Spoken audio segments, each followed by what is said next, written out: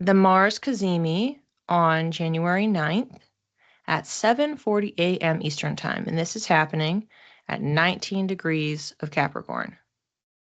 So, for context, so we can understand as of this moment where everybody is in the sky, aka where all the planets are.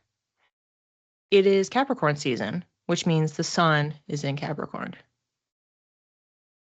As of the first of the year, Mercury entered Capricorn. Venus was already in Capricorn, and Mars got there first. So we have the sun, which represents the self, and then we have the three personal planets. They are the innermost planets to the sun. So that means so much of our energy makeup of who we are is living temporarily, holding up residence in Capricorn over the course of several weeks across all of them.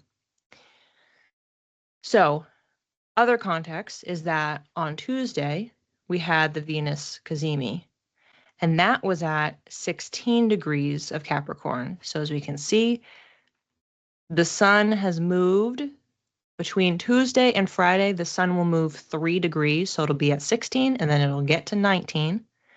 And it tells you that on Tuesday, Venus was at 16, and then on Friday, Mars is at 19. So everybody is moving, but they're all moving at different paces. And each of these Cazimis, for anyone who's like, why do you keep saying Cazimi? I don't know what that is. It means in the heart of the sun. And essentially, it's a term for when you have a planetary conjunction with the sun, meaning that a planet is at the same exact degree point in the same sign as the sun. As we've established, they're all in Capricorn. And so it means they reach the same degree. For Venus, it was 16. For Mars, it'll be 19. The specifics of this transit, we have Mars, which is the planet of action, and it represents our drive. So it's pushing us. What do we want to do? We're going to go do this, we're going to do that, propelling us forward. Mars loves to be in Capricorn. You can go back to the video that I have when Mars first entered Capricorn, where I talked about the entirety of this transit, but Mars is in its exaltation in Capricorn, so it's like super jazz. So again, if you're curious about the full arc, the starting and ending point of the Mars transit in this sign, you can watch that YouTube video. As far as the Cazimi goes, these all happen periodically, so every once in a while, because the personal planets never venture too far from the sun, they happen. And it doesn't mean that they're always happening in the same sign every year, though. So for context, the last time that we had any Mars Cazimi was in Scorpio in November of 2023. So it was November 18th, 2023. So if we want to say, okay, what might a Mars Cazimi look like for me? That's the last one we can go back to. And the last time that we had a Mars Cazimi specifically in Capricorn was December 26, 1993. So this is way back. And this just tells you when we have all the planets moving around and the timing of it and getting things to line up, there's a lot of math and timing involved. So some transits happen significantly more often than others. And then when you layer on top, but then them happening in the same area of the chart, depending on the planets involved, that can really shift the timeline. So here, our reference points are November 18th, 2023. And then for our true comparison, December 26th, 1993. So depending on the person, you may have not been alive for the first one, as in the true comparison. I am one of those people, I was not alive yet. So I can't look back at that. I can only look back at the Scorpio one for the last one. Yeah, November 2023. So depending on the person, maybe you have some sort of a record of our one-to-one comparison. Maybe you're like, that is way too long ago. I don't have anything digital from then, so I wouldn't know what I was doing. So your only reference point for the flavor of it might be that 2023 version. Mars Cazimis in general are known for inspiring new, bold action, eliciting will and courage, and impassioned motivation. So we're really amped up and excited. Like, think about it. If the sun is our life force energy, and it's like, here's my purpose, here's flow. I want to be fully self-embodied. And that is linked up with, fused with, in a conjunction, Mars energy. Let's go. Let's do this. I'm inspired. And so it's a really great day if there's something that we want to get done. And because we also know that Mars is happy where it is in Capricorn, in a sign that is also highly motivated. So Friday is a great day for accomplishing things. And so in general, the energy of that day is maybe there's some sort of milestone achievement. So it could be something that you've been working on that we finally achieve it that day, or you're launching something. You again could have a very fiery work ethic. You're just like lit up, going for it, very, very ambitious. And maybe some of that ambition is also to compete. It could be to achieve, it could be to compete as well. So you can harness that energy to push your goals either forward to just move the needle in a really significant way or put them over the finish line. And you even could address any obstacles that you have been coming up against because Mars is very like, let's just go at it. So it's direct and it could help you in confronting something in ideally Capricorn, a constructive way. So it's not like way all over the place because Capricorn is an earth sign and very measured. How long does it last? Typically, when we're talking about a Cazimi energy, I usually just blanket at it's approximately a day. There is a build-up time as any transit or aspect is an approach. You can think about it the same way when we talk about retrogrades. There's the pre-retrograde, there's the retrograde, there's the shadow. So there's the bell curve where we're building up to that energy going into Friday. The main meal, the main energy that we're tapping into is that day, and then it starts to dissipate. So it's really starting to dissipate as we move away from the 19-degree point, meaning that the planets start to separate from each other. And then the farther and farther they get away, the less that there is influence over it. So I consider like the biggest peak, the strongest push, just like basically the 24 hours from when it starts. So again, this is starting 6:40 a.m. Eastern time. So for me, that means basically I wake up in the morning on Friday and then into the next day. So it's my full Friday. For you, if it's earlier in the day or later in the day, it could push you into Saturday as well. 19 degrees for me is the seventh house.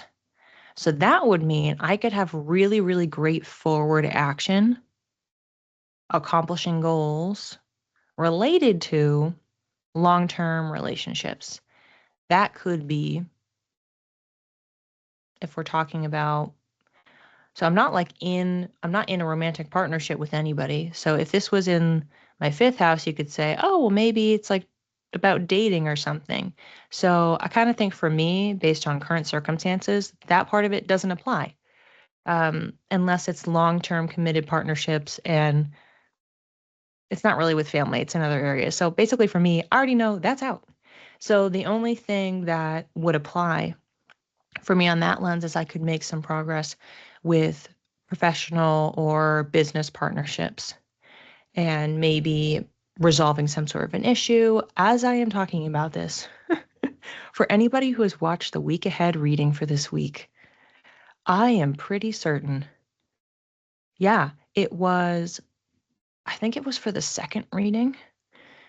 It There was this discussion around you are trying to commit to something with somebody for the first few days of the week, Monday through Wednesday, you're like wishy-washy or it's like uncertain. And then Thursday into Friday, aka containing this Cazimi time, that you are kind of like lit up and you're gaining some more clarity. So then like after that, over the weekend, you're able to come to some agreement. So that is kind of interesting for me that it's not like a total one-to-one, but it's in the ballpark of there is a shift in energy that happens by Friday. And we do know that that's happening with this Cazimi.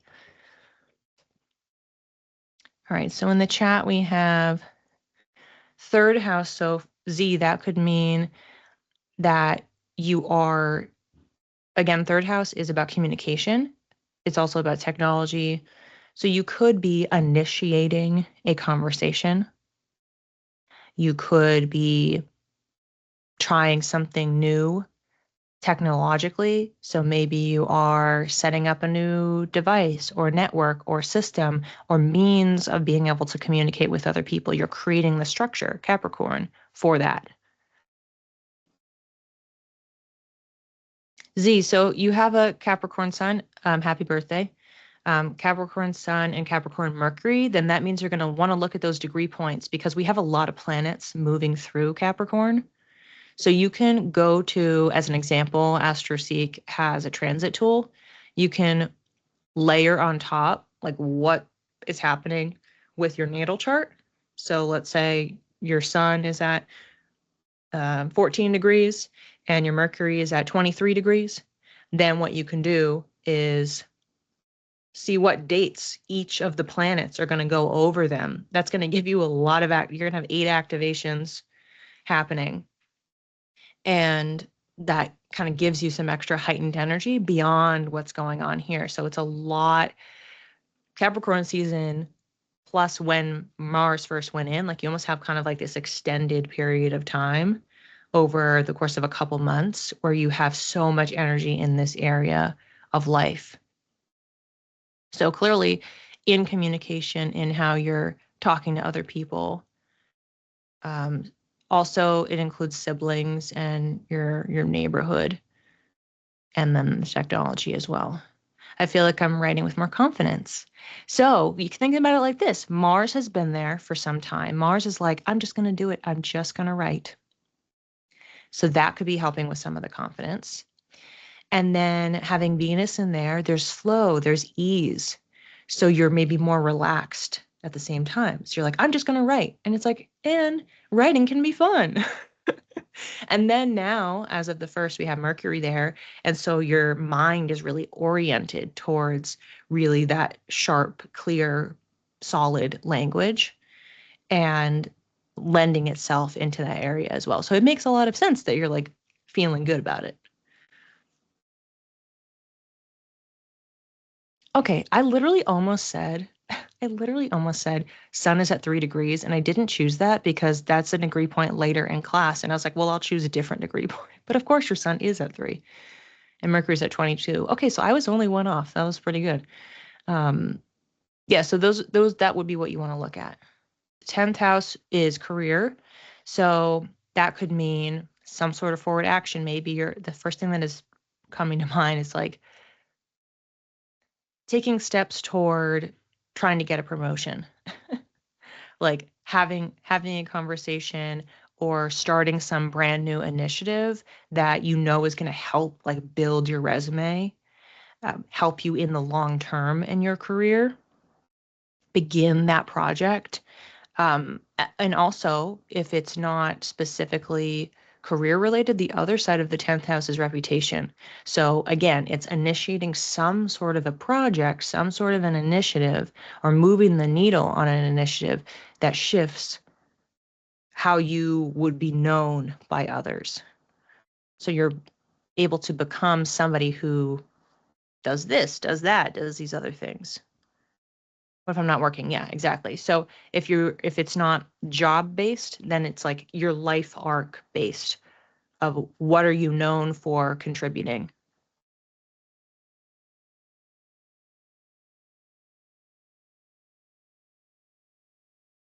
And especially if it's 2 degrees away from your MC, even further, it's something that is really shifting then how people are going to see you and understand you. So 6th house, then that would mean forward motion. So similarly, it could be work, but it could be like current job situation, finding balance. Again, we don't want to ever look at any of this in a vacuum. We want to know that we already have a Venus transit there. We already have a Mercury transit there. We already are in Capricorn season. So we have to like go back and watch the videos that I have. Remember, all of those things are playing out simultaneously to Mars moving through here and then us having this highlight day. So action towards maybe creating more balance, working hard, like you definitely have with sixth house. It's like an extra push on like really, really getting things done, setting things up, being of service, helping people, again, moving things to the finish line. Anything related to pets, it could be, again, deciding to buy a pet or do something that is facilitating something that can help with pet life or pets that you maybe already have. And what was the other one? Seventh house. Seventh house I mentioned earlier. So that was the committed partnerships. So it could be romantic, could be business partnership, anything with a contract, anything set to be long term. So that's very people focused and like what is going on with that person? How can we make sure that we are taking action that we need to together to get certain things done and to be on the same page?